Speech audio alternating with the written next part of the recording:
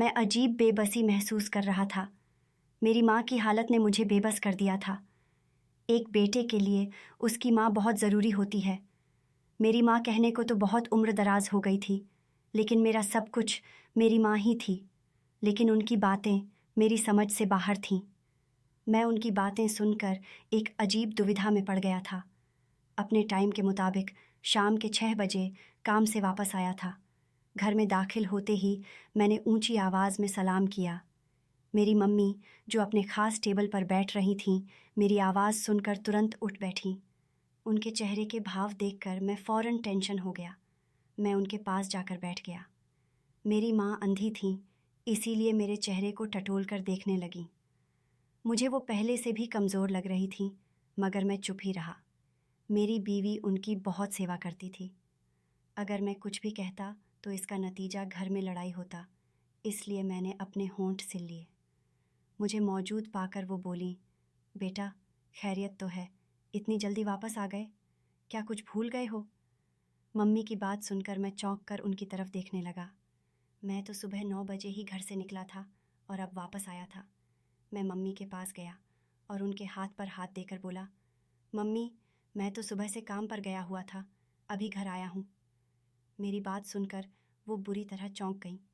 उनके चेहरे के भाव अचानक बदल गए और वो झट से बोलीं, नहीं बेटा, अभी कोई आधे घंटे पहले तो तुम यहीं मेरे पास बैठकर बातें कर रहे थे और फिर आलिया से बात करके किसी काम से बाहर निकल गए थे।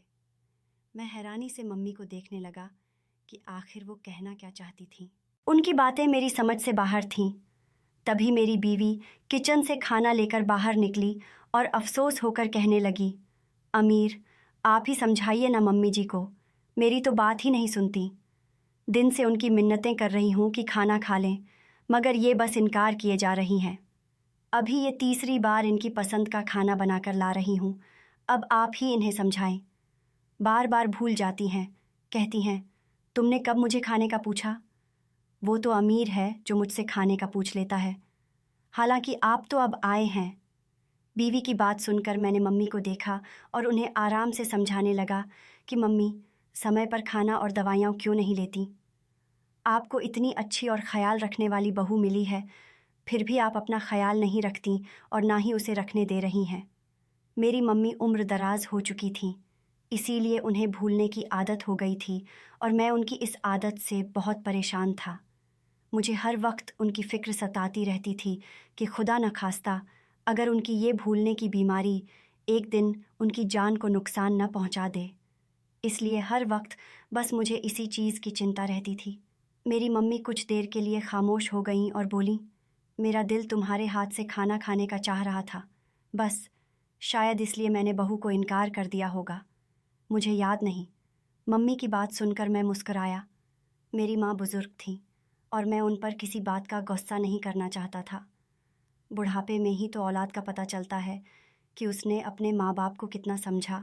मैं उन्हें प्यार से खाना खिलाने लगा। मेरी माँ की आंखों का रोशनी ख़त्म हो चुका था, उन्हें कुछ भी दिखाई नहीं देता था, मगर महसूस सब कुछ कर लेती थीं। मेरे जहन में मम्मी के वही अल्फाज चल रहे थे, क्योंकि आज ये तीसरी बार था जब मम्मी ने मुझे ऐसा कहा था। इससे पहले भी ऐसा हो चुका था। मुझे सोचों में गुम देखकर मेरी बीवी पूछने लगी तो मैंने उसे मम्मी के बारे में बताया। उसने नज़रें फेर कर एक सांस छोड़ी और बोली, अमीर, आपके आने से पहले वो सो रही थीं, उम्र दराज हो गई हैं, अब बस जो ख्वाब में देखा होगा उसे ही हकीकत समझ कर ऐसा कह रही होंगी।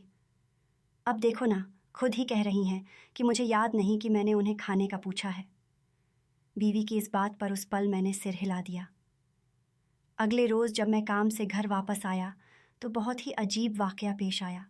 मेरी मम्मी छत से नीचे उतरने वाली सीढ़ियों के करीब खड़ी थीं और मुझे आवाज़ें देकर कह रही थीं, अमीर बेटा, मेरे पैरों में दर्द शुरू हो गया है। बेटे, और कितनी देर मुझे खड़े रहना होगा?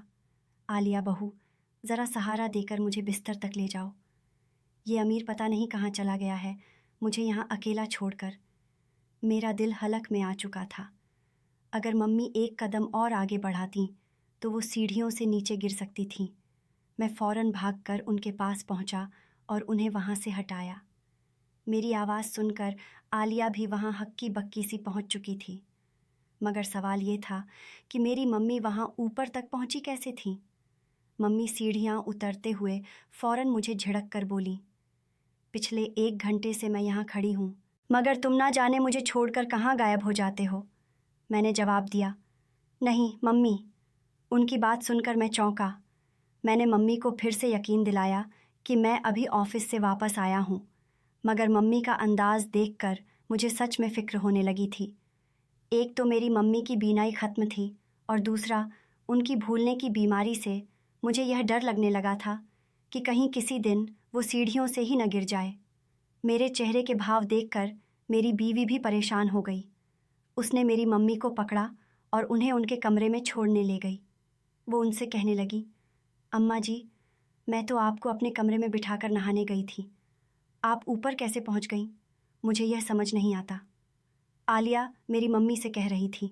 इसका मतलब कि आलिया को भी मालूम नहीं था। मेरी मम्मी कहने लगी, यह अमीर ही तो मुझे अपने साथ छत पर लेकर गया था। मेरी मम्मी को न जाने क्या क्या दिखाई देता रहता था। आलिया उन्हें कमरे में छोड़कर फिर मेरे पास आई और बोली, देख लिया आपने अपनी मम्मी की हरकत? अगर वो ऊपर से गिर जाती तो मुझ पर इल्ज़ाम आता कि मैंने ध्यान नहीं रखा। मैं उसकी बात सुनकर माथे पर उंगलियां मसलता रहा कि मैं अपनी मम्मी की इस बीमारी का क्या इलाज कराऊं। मैंने कई अच्छे डॉक्टरों को भी दिखाया था, लेकिन वो कहते थे कि ये तो उम्र का कारण है। मुझे सोचता देखकर बीवी बोली, आप ज़्यादा मत सोचें। आपकी माँ को अब दिखता तो कुछ नहीं और उम्र के साथ साथ उन्हें भूलने की बीमारी भी हो रही है। आलिया की बात सही थी। मैंने अपनी माँ को खाना खिलाया और दवा देकर सुला दिया कि तभी मम्मी उठी और कहने लगी, बेटा मुझे दवाइयाँ दे दो, सुबह से नहीं खाई हैं। मैं बस खामोशी से एक सांस लेकर रह गया। मम्मी को भूलने की बीमारी बढ़ चुकी थी क्योंकि दवा तो मैं उन्हें खुद ही दे चुका था। कुछ देर के बाद जब मैं मम्मी के कमरे से बाहर जा रहा था तो मेरी नज़र एक चीज़ पर पड़ी। मैं जिज्ञासा से उठकर ड्रेसिंग टेबल के पास गया जहाँ मेरा पसंदीदा परफ्यूम बाहर छलक रहा था। मेरी आदत थी कि मैं एक ही तरह की खुशबू लगाता था। मेरे पास ऐसे कई परफ्यूम्स थे, मगर यहाँ मम्मी के कमरे में ये कैसे आया था? मैंने सिर झटककर उसे उठाया और 2 दिन यूं ही गुजर गए। तीसरे दिन मेरा काम जल्दी ख़त्म हो गया था। मैं खुशी खुशी घर के लिए रवाना हो गया। मैं मम्मी और आलिया को सरप्राइज़ देना चाहता था। मैंने यही सोचा था कि आज खाने के बाद मम्मी को सुलाकर आलिया को बाहर ले जाऊंगा, आइसक्रीम खिलाऊंगा। हमारी शादी के बाद से ही वो एक तरह से घर के कामों में उलझ कर रह गई थी। हम बहुत कम ही बाहर जाते थे। आलिया बहुत अच्छी बीवी साबित हुई थी। उसने आज तक मुझसे कभी ये शिकायत नहीं की थी कि मैं उसे बाहर क्यों नहीं ले जाता। मैं रास्ते में आलिया के लिए गुलाब और कली के गजरे भी ले आया था। अभी मैं घर में दाखिल हुआ ही था कि अंदर से कुछ आवाज़ें आने लगीं, जिन्हें सुनकर मेरे कदम वहीं रुक गए। मुझे मम्मी का यह रवैया सख्त नागवार गुजरा था। वो आलिया को डांट रही थीं, जबकि आलिया चुपचाप सिर झुकाए उनके सामने खड़ी थी। मैं अंदर दाखिल हुआ तो मेरी आने की आहट पाकर मम्मी फ़ौरन खामोश हो गई और उदास होकर मुझसे बोली, तुम्हारी बीवी ने मेरा हाथ जला दिया है अमीर, ये देखो। मैंने तो बस इतना कहा था कि मुझे भूख लगी है, कुछ खाने को दे दो, मगर इसने मेरा हाथ गर्म इस्त्री पर रख दिया। मम्मी रो रही थीं, मगर मुझे उस वक्त उनकी किसी भी बात का कोई असर नहीं हो रहा था। मुझे मम्मी से ये उम्मीद हरगिज़ नहीं थी। आधा खाया हुआ खाना उनके पास ही रखा था। कुछ खाना दाग की तरह उनके कपड़ों पर अभी भी गिरा हुआ था। रही बात उनके हाथों की तो वो सिर्फ लाल थे, जले नहीं थे। आलिया सिर झुकाए रो रही थी और फिर रोते हुए बोली, देख लिया आपने अमीर, मैंने आपकी माँ की हर सेवा की, वरना कौन बहू अपनी अंधी और भुलक्कड़ सास की इतनी देखभाल करती है। इस उम्र में इन्हें नमाज रोज़ा करना चाहिए, मगर ये जानबूझकर आपको मेरे खिलाफ करने में लगी रहती है। आलिया की बात सुनकर मेरी माँ का रंग उड़ गया। वो बौखलाहट में बातें घुमाने लगी, मगर मैं कुछ भी सुने बगैर अपने कमरे में आ गया। मेरा सारा सरप्राइज़ और खुशगवार मूड अब बिगड़ चुका था। मेरे दिल में अब अपनी माँ के लिए उलझनें बढ़ने लगी थीं। मैं आंखों देखी बात को नहीं झुठला सकता था। मैंने आलिया से मम्मी की तरफ से माफ़ी मांगी, जिस पर वो तड़प कर बोली, कोई बात नहीं, वो बड़ी हैं, उम्र के इस हिस्से में ऐसा हो जाता है। उसके इस बड़प्पन को देखकर मेरे दिल में उसके लिए मोहब्बत और बढ़ गई। मगर फिर वो उदास होकर बोली, अमीर, मुझसे वादा करें कि कभी मम्मी की बातों में आकर मुझसे बदगुमान नहीं होंगे। मैं आलिया से बेइंतहा मोहब्बत करता था। ऐसा भला कैसे मुमकिन था कि मैं किसी की भी बातों में आकर उससे दूर हो जाऊं। मैंने उसे यकीन दिलाया कि ऐसा कभी नहीं होगा। अब मैं मम्मी से बहुत कम बात करता था। सुबह बाहर जाने से पहले मिलकर चला जाता और रात को आकर छोटी सी बात करके सो जाया करता। मगर उनका अंदाज अभी भी वही था जो मुझे अक्सर सोच में डाल देता था। वो शाम भी जब मैं काम से वापस घर आया तो मेरी मम्मी मुझे घर में पाकर बोली, बेटा, तुम इतनी जल्दी हैदराबाद से वापस भी आ गए। मम्मी की बात पर मैं चौंका और मुस्कुराकर बोला। मैंने जवाब दिया, आज आपने फिर मुझे ख्वाब में देख लिया है। मेरे सवाल पर वो खामोश हो गई और फिर कुछ सोचते हुए बोली, नहीं बेटा, ख्वाब तो नहीं था। तुम मेरे पास बैठकर बातें कर रहे थे, आलिया से कह रहे थे कि तुम हैदराबाद जा रहे हो आज रात, और फिर जैसे ही लौटोगे कुछ दिनों के लिए आलिया को लेकर घूमने जाओगे। मम्मी की ऐसी बातचीत पर मेरे तन गए। ये सपना था या हकीकत? मैंने तो ऐसा कुछ नहीं कहा था। मैं ना चाहते हुए भी मम्मी के करीब जाकर बैठ गया और हंसकर बोला, और क्या कहा था? मम्मी उदासी से मुस्कुराईं और बोली, तंग मत करो बेटा, जाओ जाकर आराम करो। जानती हूँ तुम मुझ पर यकीन नहीं करोगे, मगर मेरा मजाक मत उड़ाओ, आखिर को माँ हूँ मैं तुम्हारी। मम्मी के बात मुझे तीर की तरह लगे थे। मैं कुछ कहना चाहता था, मगर बात मुंह में ही दम तोड़ गए। मैं बिना कुछ बोले अपने कमरे में चला आया। मेरे दिमाग में कई ख्यालात ने जन्म लेना शुरू कर दिया था। मैं अब तक कहानी को एक ही रुख से देख रहा था। क्या मुझे दूसरे रुख से भी पर्दा हटाना चाहिए था? मैं अभी इसी सोच में गुम हो चुका था। एक ही शख्स को रोज़ाना एक जैसा सपना कैसे आ सकता है? कुछ तो गड़बड़ ज़रूर थी। मेरी माँ मेरी शादी से पहले तो कभी इतनी ज़्यादा बहकी बहकी बातें नहीं करती थीं। अगले 2 दिन यूं ही गुजर गए। तीसरे रोज़ जब मैं घर से काम के लिए निकला तो मुझ पर कुछ चोरों का हमला हो गया। वो मुझसे गन पॉइंट पर पैसे और मोबाइल छीन कर ले गए। मेरा दिल बुरी तरह से घबराहट का शिकार हो चुका था। मैं यूं ही उदास था। शाम को घर में दाखिल हुआ तो मम्मी सामने अपने खास तख्त पर लेटी थीं। पैरों की आहट पहचान कर उठ बैठीं और बोली, कौन आया है? अमीर, ये तुम हो ना बेटा, वापस क्यों आ गए? मम्मी का वही सवाल इस बार मेरा दिमाग ख़राब कर चुका था। मेरा दिल पहले ही अपने नुकसान पर बुझा हुआ था और उस पर मम्मी के इस सवाल ने मुझे गुस्से से आग बबूला कर दिया। मैंने टेबल पर पड़ी हुई तमाम चीज़ों को ज़मीन पर पटक दिया और अपने बाल मुट्ठी में जकड़ने के बाद मम्मी के सामने हाथ जोड़कर बोला, ऊपर वाले का वास्ता है, बस भी कर दिया करें। तंग आ गया हूँ आपके इन सवालों से। आप पूरी तरह पागल हो चुकी हैं। हर वक्त मैं आपको हर जगह नज़र आता रहता हूँ। आपके इस किस्म के बेतुके सवालों ने मेरी ज़िंदगी ख़राब बना कर रख दी है। उस वक्त मेरे मुंह में जो आया मैं बोलता चला गया। तुरंत आलिया वहाँ पहुँच गई। मुझे इस कदर गुस्से में देख कर कहने लगी, आप क्यों इस तरह में मम्मी से बात कर रहे हैं? आप जानते तो हैं कि वो बुज़ुर्ग हो चुकी हैं, उनका क्या कसूर है? मैंने कहा। मैं तंग आ गया हूँ उनके बेतुके सवालों से। आलिया मुझे अपने कमरे में ले आई। मेरे यूं चिल्लाने से मेरा सांस बुरी तरह से फूल रहा था। कमरे में आकर मैं लंबे लंबे सांस लेने लगा। बात आई गई हो गई। एक बार जब मैं घर में दाखिल हुआ तो मेरी मम्मी मुझे इस बार देखकर कुछ नहीं बोली, शायद मेरे कल वाले रवैये पर। मैंने पहली बार मम्मी से इस लहजे में बात की थी। मुझे अपनी गलती का एहसास हुआ तो मैं उनसे माफ़ी मांगने लगा।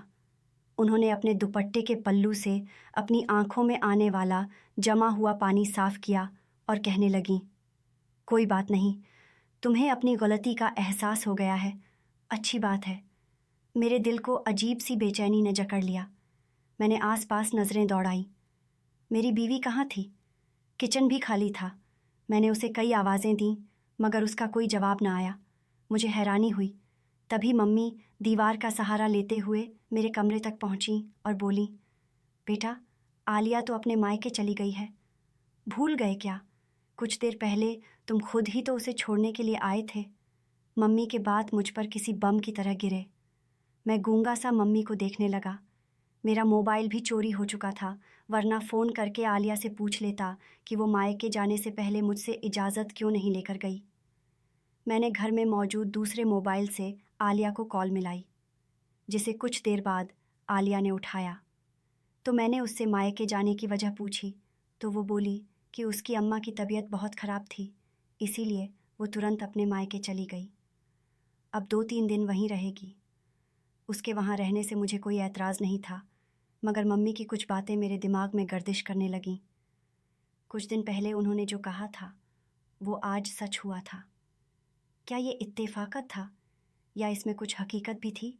मैं समझ ना सका। मेरा दिमाग फ़िलहाल बिल्कुल काम नहीं कर रहा था। मैंने और कुछ सोचना छोड़ दिया और खामोशी से अपने बिस्तर पर सो गया, ये सोचे बिना कि मैं तो बाहर से खाना खा कर आया था, मगर मेरी माँ अभी भी भूखी ही थीं। 2 दिन यूं ही गुजर गए। आलिया ने मायके से वापस आना था। मैं खुश था, मगर इस बात से अनजान कि आज का दिन मेरी ज़िंदगी का बदतर दिन होने वाला है। मैं आज काम से आधी छुट्टी लेकर घर आ रहा था। अभी मेरी गाड़ी घर से थोड़ी दूर ही थी कि फिर जो मंजर मेरी आंखों के सामने आया, उसे देखकर मेरा लहू जैसे रगों में ही जमने लगा। मेरी बीवी आलिया किसी लड़के के साथ गाड़ी से उतरी थी और अब वो दोनों घर के अंदर जा रहे थे। मेरा दिमाग बिल्कुल सुन्न हो चुका था। ये लड़का ना तो उसका भाई था और ना ही कोई रिश्तेदार। मैं बहुत मुश्किल से खुद को संभालता हुआ खामोशी से घर के आधे खुले दरवाजे से अंदर का मंजर देखने लगा था। तभी एक और धक्का मेरा इंतज़ार कर रहा था। मैंने देखा कि मेरी माँ किसी से बातें कर रही थी और वो शख्स हूबहू मेरी आवाज़ में उनसे बात कर रहा था। मैं हक्का बक्का वहीं खामोश खड़ा सब सुन रहा था। मेरी माँ उससे पानी मांग रही थी। वो नीम बेहोशी की हालत में लेटी थी। तभी आलिया आगे बढ़ी और उसने पानी से भरा गिलास उठाया और उसमें से पानी मेरी माँ की आंखों में डालने लगी। फिर थोड़ी सी मुस्कुराकर बोली, पता नहीं कब मरेगी ये, कबाब में हड्डी। शुक्र है अंधी है, वरना कब की राजफाश कर चुकी होती। बीवी की इस सरगोशी पर वो शख्स हंसा था। मेरा दिल तो जैसे धड़कना ही भूल चुका था। मेरी बीवी उस अजनबी शख्स के हाथों में हाथ डाले खड़ी मुस्कुरा रही थी। मेरे दिमाग में आंधियाँ चलने लगीं कि मेरी बीवी मुझे इतना बड़ा धोखा कैसे दे सकती थी। मैंने कभी सपने में भी नहीं सोचा था। मैं फ़ौरन आगे बढ़ा, घर में दाखिल हुआ और उस शख्स को गिरेबान से पकड़ कर मारने लगा। आलिया मुझे वहाँ देखकर बौखला कर पीछे हट गई, जबकि मेरी माँ नींद बेहोशी में शोर सुनकर रोने लगी। मैंने उस शख्स को मारकर वहीं पटका और फिर आलिया की ओर बढ़ा, जो एक कोने में सहमी खड़ी थी। मेरी आंखों में गम और गुस्से से आंसू आ चुके थे। मुझे वहीं से धोखा मिला था, जहाँ से मुझे उम्मीद तक न थी। वो डर के मारे मेरे पैरों में गिरकर माफ़ी मांगने लगी। वो रोते हुए बोली, मुझे माफ़ कर दो, इसमें मेरा कोई कसूर नहीं है। मुझे बहका रहा था, मैं सिर्फ तुमसे ही मोहब्बत करती हूँ। उसकी ऐसी बातें अभी भी जारी थीं कि अचानक वो लड़का बोल पड़ा, ये झूठ बोल रही है, मैंने कुछ नहीं किया। तुम्हारी पत्नी ही धोखेबाज है, न पति से वफ़ा की और न मेरी मोहब्बत का पास रखा। बता क्यों नहीं देती कि शादी से पहले से ही मुझे पसंद करती थी और मैं रोज़ यहाँ उससे मिलने आता था। कितनी आसानी से सारा कीचड़ मुझ पर उछाल कर खुद साइड में हो रही हो। उस लड़के की और बातें अगर मैं सुनता तो शायद मेरा दिल फट जाता। मैं उसकी ओर बढ़ा, मगर इससे पहले ही वो वहाँ से खुद को छुड़ाकर भाग निकला। पीला चेहरा लिए आलिया मुझे देखकर रो रही थी। मुझे एक पल में उससे घिन आने लगी। मैं चाहकर भी अपने आंसुओं को रोक नहीं सका। आलिया कभी मेरी माँ के पैरों में गिर रही थी तो कभी मेरे पैरों में गिरकर गिड़गिड़ा रही थी। उसकी खातिर मैंने अपनी माँ पर शक किया था। मैंने कांपते लबों से उससे सिर्फ इतना कहा, तुम इस काबिल नहीं रही कि अब मैं तुम्हें थप्पड़ मारने के लिए अपना हाथ गंदा करूं। तुमने मेरे साथ धोखा की है, मेरी माँ को सताया है और मुझे उनके खिलाफ किया है। मैंने अपनी बीवी को उसी वक्त घर से निकाल दिया। वापस आकर रोते हुए अपनी माँ को पानी पिलाया और फिर उनके कदमों में जबकि वो हर बार मुझे सच बताती रहीं। मम्मी ने मुझे अपने करीब बिठाया और मेरे आंसुओं को साफ करते हुए बोली, बेटा, मैं तो तुम्हारा घर बचाने के लिए कितने दिनों से खामोश थी। तुम्हारी बीवी न मुझे वक्त पर खाना देती थी और न ही दवा। पता नहीं वो कौन सी गोली मुझे ज़बरदस्ती खिलाती थी, जिसके बाद मुझे लगता था कि मेरा सिर हवाओं में घूम रहा है। मैं बहकी बहकी बातें करने लगती थी, लेकिन वो बातें सच होती थीं। वो मुझे बताने लगीं कि आलिया उन्हें पूरा दिन भूखा रखती थी, मगर हाँ, तुम्हारे आने से पहले मेरे सामने खाना ज़रूर रख देती थी ताकि तुम्हें शक न हो। वो शख्स आवाज़ें निकालने में माहिर था, इसीलिए मेरी आवाज़ मेरी माँ के सामने निकाल कर उनसे बातें करता था। मेरी बीवी के साथ हर तरह के रिश्ते कायम कर चुका था। मेरी माँ को नींद की दवा मेरी बीवी ज़बरदस्ती खिलाती थी। मेरी माँ का हाथ भी उसने जलाया था, लेकिन इतना नहीं कि मुझे उस पर शक होता। मेरी माँ रो रो कर हर बात मुझे बताती रही। फिर कहने लगी, जानते हो बेटे, मुझे तकलीफ़ उसके रवैये से नहीं, तुम्हारी बदसलूकी से होती थी। वो तो पराई थी, मगर तुम तो मेरे बेटे थे। मम्मी के नरमी से बोले गए ये बात मेरे वजूद को झंझोड़ चुके थे। मैं फूट फूट कर रोने लगा और उनसे माफ़ी मांगने लगा। वो फिर मुझे सीने से लगा गईं। कुछ ही दिनों में मैंने आलिया को तलाक देकर उससे हर रिश्ता ख़त्म कर दिया और अपनी मम्मी की देखभाल के लिए एक नर्स को रख लिया। आलिया से बिछड़े मुझे कई साल बीत चुके हैं। मम्मी का कहना है कि मैं शादी कर लूँ, मगर मेरा दिल नहीं मानता। मैं नहीं चाहता कि एक बार फिर मेरे या मेरी माँ के साथ वही कुछ हो।